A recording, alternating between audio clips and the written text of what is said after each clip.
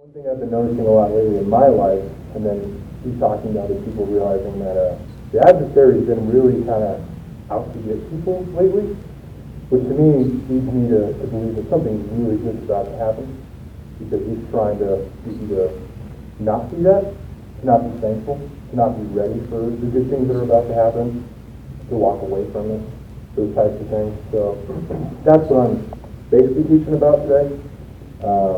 So it is in relationship with the theme that we've had with Jesus Christ.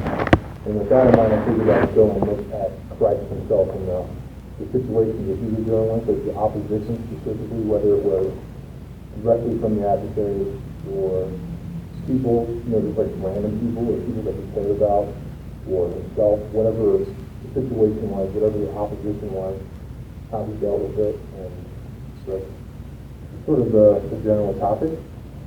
So we'll start in 1 John chapter 5, verses 4 and 5.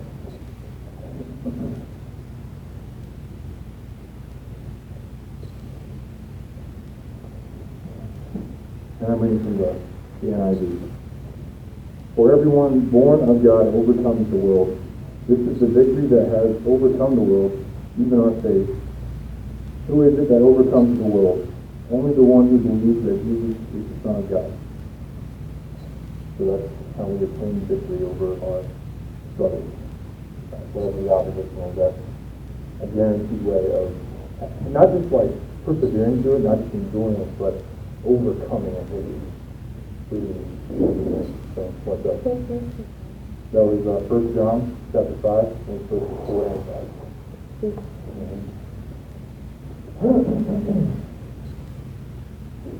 And then, so any opposition to God is going to come from the world, whether it be the devil in the world, or people in the world, or the world being in the world, or you being in the world. It's not anything from God, when you're facing opposition. But it says right here that for everyone born of God overcomes the world. So that is an option, that is a victory that is guaranteed to you. I mean, it's up to us to take hold of that promise. But that's the promise. And we overcome the world by choosing God, and sometimes by sacrificing our worldly desires in order to follow God's will, to be closer with God, to realize how much He loves us. Sometimes it takes that self-sacrifice of just giving up intrusive thought or behavior or whatever it is that's getting in the way. So we're going to be talking pretty much about Jesus today. We're going to be pretty much in the beginning of Matthew. We're going to start in the beginning of Matthew chapter 3. So I have written down a bunch of opponent titles. This one is the adversary, like the first one. But it's interesting timing when the adversary decides to message him. So Matthew chapter 3, verses 16 to 17. So anyone wants to read? Me? Oh, sorry, someone else. Oh, okay. And when Jesus was baptized, 16 and 17? Mm-hmm. Okay. And when Jesus was baptized, immediately he went from the water, and beheld the heavens were opened to him, and he saw the Spirit of God descending like a dove and coming to rest on him. And behold, a voice from heaven said, This is my Son, with whom I am well pleased. So he just got baptized, he just got the Holy Spirit, which is awesome. But what happens right after that? And you can read in chapter 4, Absolutely. verses 24. Then Jesus was led up by the Spirit into the wilderness to be tempted by the devil. And after fasting 40 days and 40 nights, he was hungry. And the tempter came and said to him, If you are the Son of God, command these stones to become loaves of bread. But he answered, It is written, Man shall not live by bread alone, but by every word that comes from the mouth of God. So this was a thing I was thinking about a lot recently, like you said, with the opposition I felt like I was facing, and then seeing other people and talking to other people, that this is why this is promised to me that something good about to happen. He just got the Holy Spirit. Like he's just about to start like the greatest ministry over a year period the world has ever seen, and immediately, as soon as he's about to get started, the adversary himself shows up to mess with him. And then he uses God's promise, God's word, the knowledge he knows that he has about God and his promises to deal with these situations, to tell him you're wrong. And you're not going to fool me.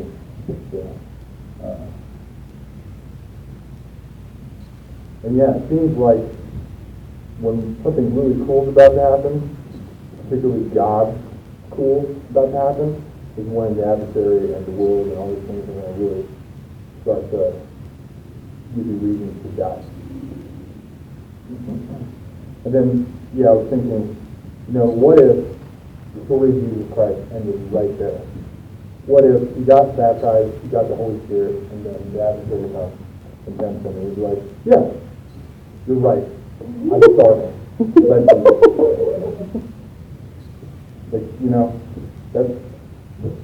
And that could be us. The beginning of our great adventure with God, we could just give in.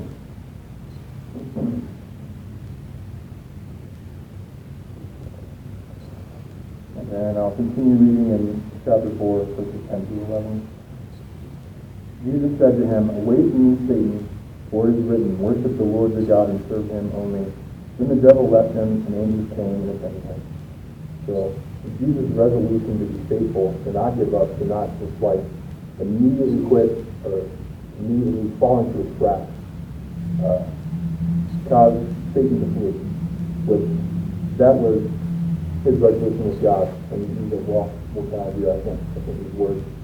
But he goes, and then the angels come, and that's God specifically feels loved or whatever has been connected to me to do. Amen. Yeah. All right.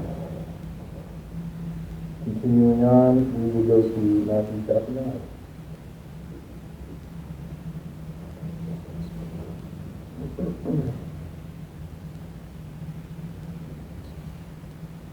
And we'll start with the first 3 verses.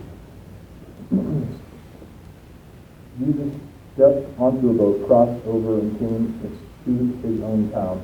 Some men brought him a paralyzed man lying on a mat.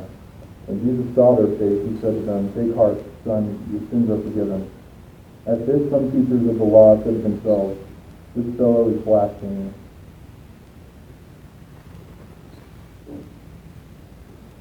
Yeah.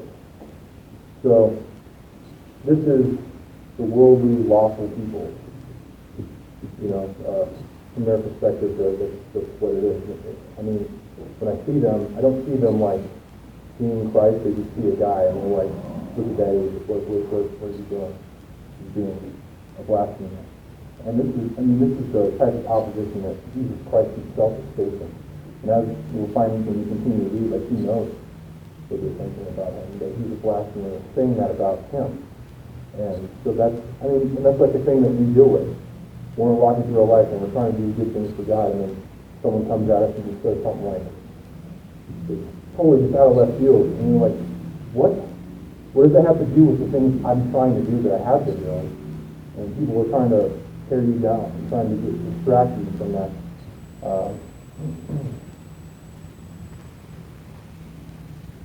Continue reading verses 4 through 8. Knowing their thoughts, Jesus said, "Why do you entertain evil thoughts in your heart? Which is easier to say, your sins are forgiven, or to say, get up and walk?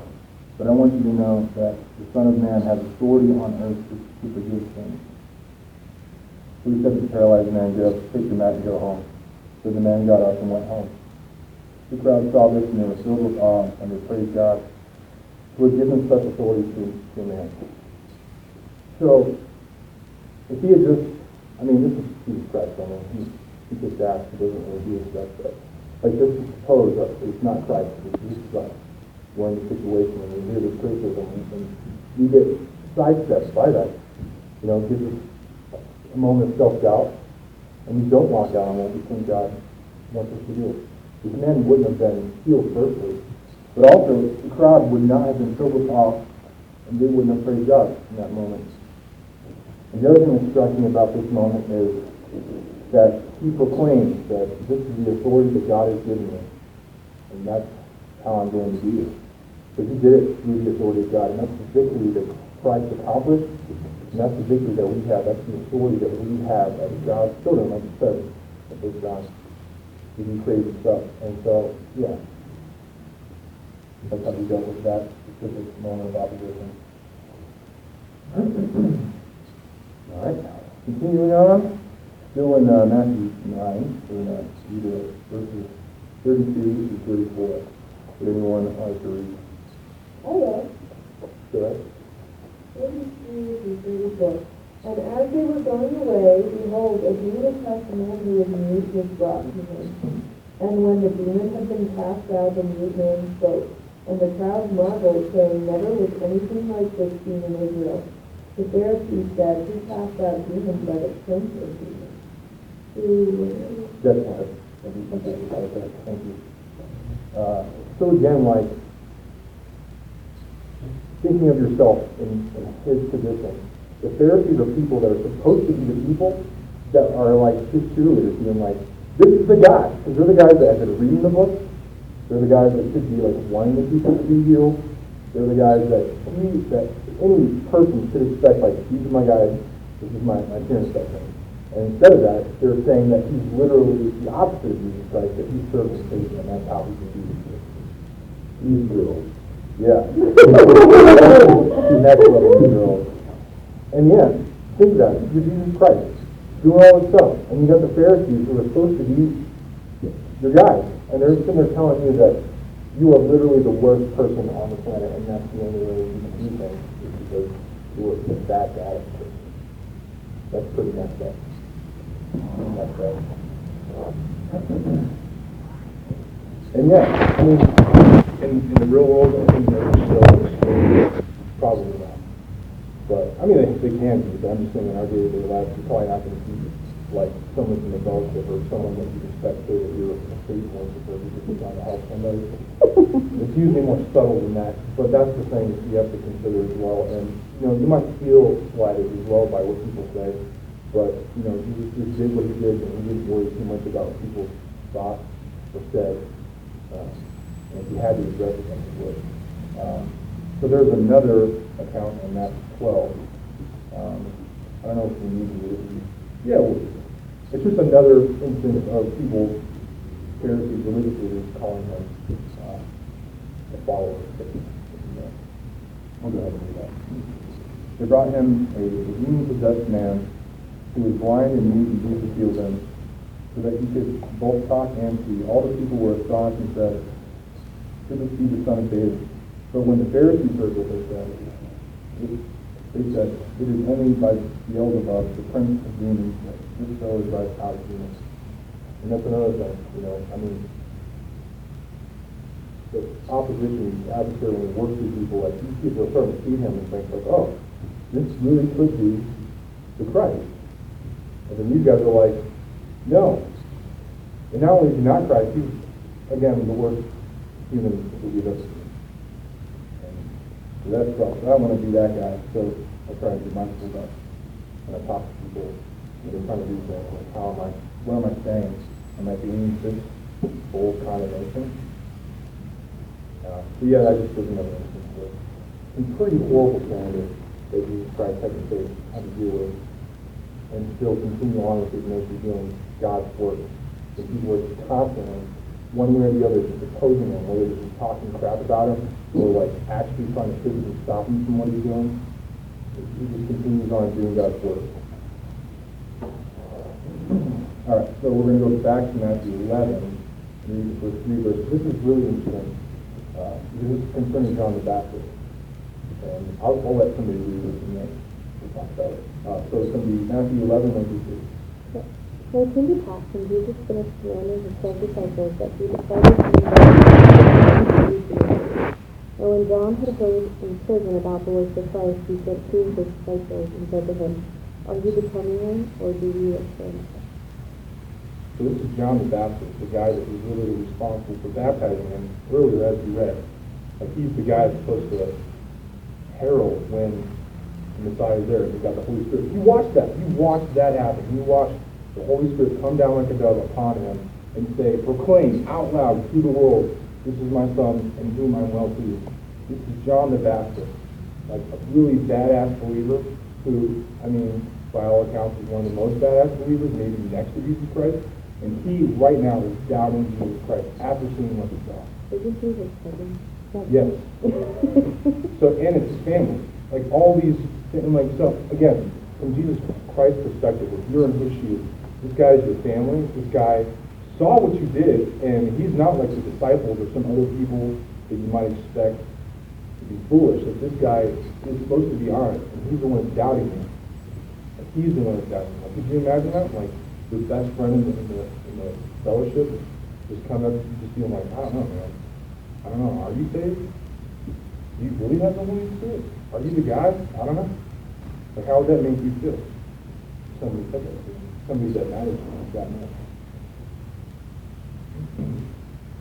And yeah, so we'll continue reading verses 4 through 7. We're reading out. Jesus answered and said to them, Go and tell John the things which you hear and see. The blind see and the lame walk, the wrestlers are cleansed and the deaf hear, the dead are raised up, and the poor have the gospel preached to them. And blessed is he who is not offended because of me. And as they departed, Jesus began to say to the multitudes concerning John, What did you go out into the wilderness to see? A reed shaken by the wind?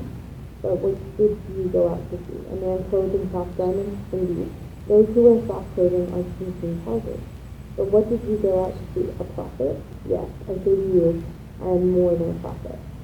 For it is he of whom it is written, Behold, I send my messenger before your face, who will prepare your way before you. So if this was me, and like one of my best homies, the guy I trust, was telling me, like, since Mariah told me, dude, I don't think you're saved, I'd be pretty shaken, like, inside my head, like, I don't know, man. It might give me a moment of real doubt, but Jesus Christ just comes back to Scripture and says, I am the Son of God. I mean, aside from all these miracles that I just did that you saw, like, this is what the Scripture says, and you were there for that.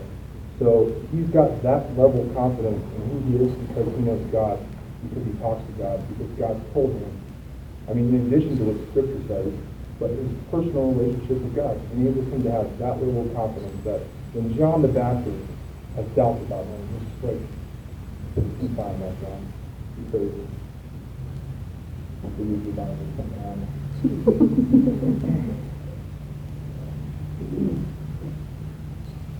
And yeah, those are going to be the hardest moments when you're facing opposition like that from the people that you love and respect. And this is why our sufficiency needs to be in God alone. Because this is John the Baptist, man. Like, what is up with that? John the Baptist is doubting Jesus Christ. That's insane to me. I don't know. I mean, I get it because he's a man. But still, like, I don't know. So that's why, you know, God is the guy that you got to go to. And that's how Jesus Christ accomplished all these things. He had God at his back, and he went to God and stuff. And he believed in what God had said to him and about him. And also at that moment, you know, people are always going to see things through their understanding. I mean, even when they have God with them to explain things to them, they're not always going to be on the same level as God as far as understanding things. So, just another reason. Right? You have to put God first. And I'm not saying that you shouldn't ever like develop a meaningful relationship with another human. I'm just saying, don't ever expect people not to be people. And that's why we have a God who's still along with God. All right, continuing on. The disciples and their scenario. Matthew 14. This is 25 through 27. We'll start with. Shortly before dawn, Jesus went out to them walking on the lake. When the disciples saw him walking on the lake, they were terrified. It's the ghost, they said, and cried out in fear. But Jesus immediately said to them, Take courage, it is I. So these are his, like, you know, his crew, the people that are supposed to be his most devout followers. And they're constantly, as I'm sure you know, questioning him, constantly doubting his abilities, or I don't know if they're necessarily, yeah, they definitely are. How they arrive at that conclusion is debatable, but they're definitely doubting that this is a thing that's possible. So their unbelief is opposition to what he was trying to do and accomplish. But it never really phases him whole lot. You just go take her, what it really got.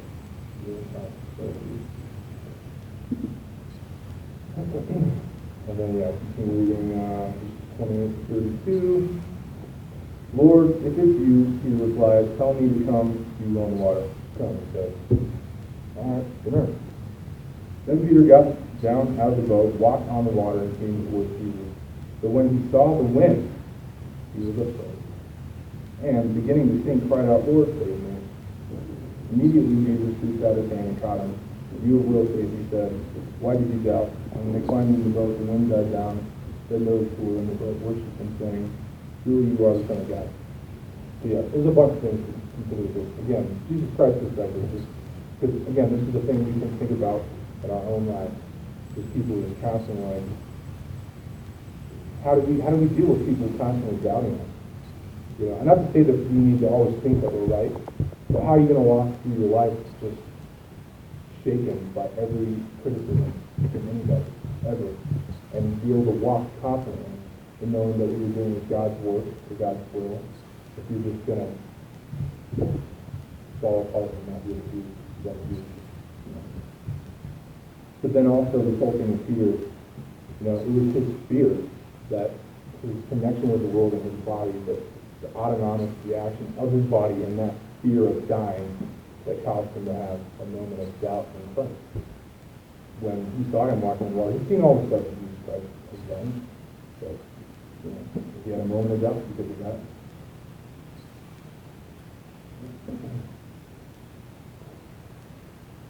And also the way Jesus reacted was calm and collected, and we just spoke the truth.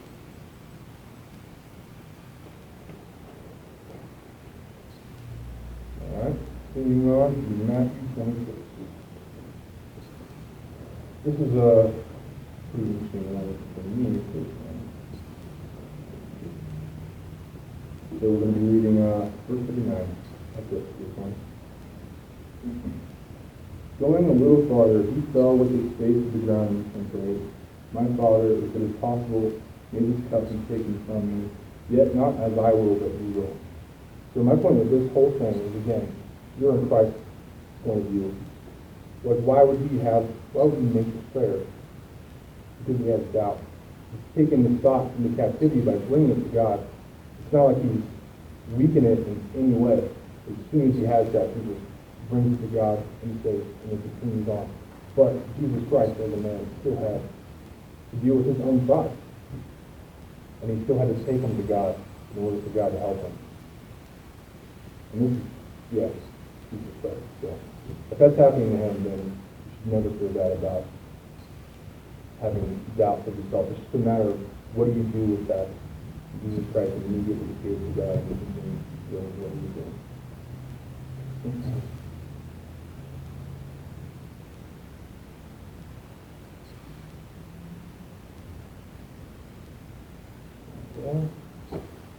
So those were all the doubt things, so we're going to start wrapping it up.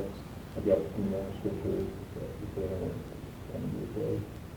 So in Matthew 28, the last chapter of the book, the last few verses 16 to 20. Anyone like to read? Okay, go ahead. When the 11 disciples went away to Galilee, the mountain which Jesus had appointed for them. And when they saw him, they worshipped him, but some doubted. And Jesus came and spoke to them, saying, all authority has been given to me in heaven and on earth. Go therefore and make disciples of all the nations, baptizing them in the name of the Father. That's not right, is it? The name of the Father, the Son, and the Holy Spirit. That's section bad. Go therefore and make disciples of all the nations, baptizing them, teaching them to observe all things that I have commanded you. And lo, I am with you always, even to the end of the age. So this is right after he was literally raised from the dead. So he had that obligation that was already overcome. He was risen from the dead, and he still had people, his disciples, people around him that are doubting. Yeah, and that's people, man. You can do all the things you want, but you're never going to make everybody happy. It's not even right to make everybody happy. Again, don't feel bad about that. But he recognized immediately that the authority that was given to him by God, God's authority given to me that I have to do these things.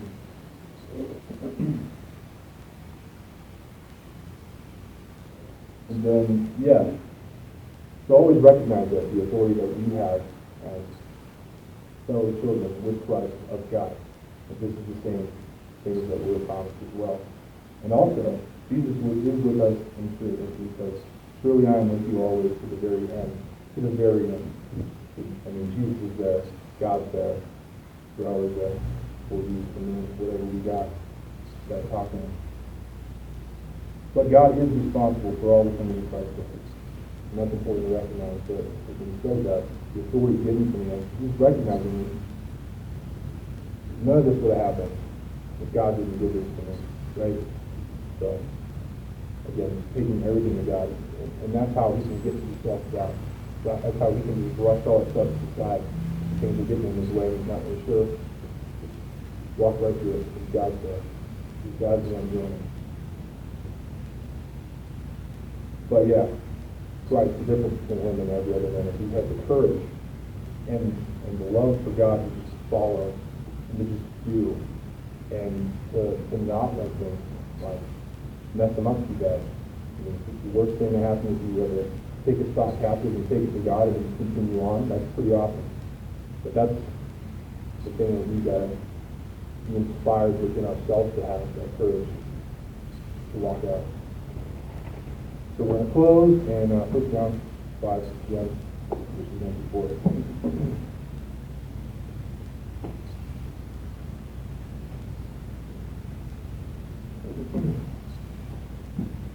Everyone who believes that Jesus is the Christ is born of God, and everyone who loves the Father loves his child as well. This is how we know that we love the children of God, by loving God and carrying out his commands. In fact, this is love for God, to keep his commandments. And his commands are not burdensome, for everyone born of God overcomes the world.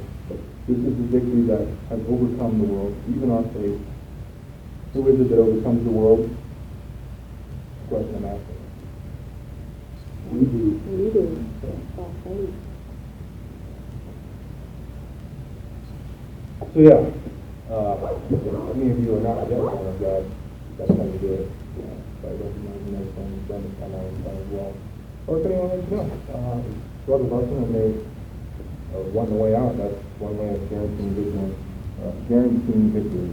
And that's always an option. It's always available until you wait there. Then it's no longer an option because you don't. Jesus, although born of God, still had to go to God and to ask God for something.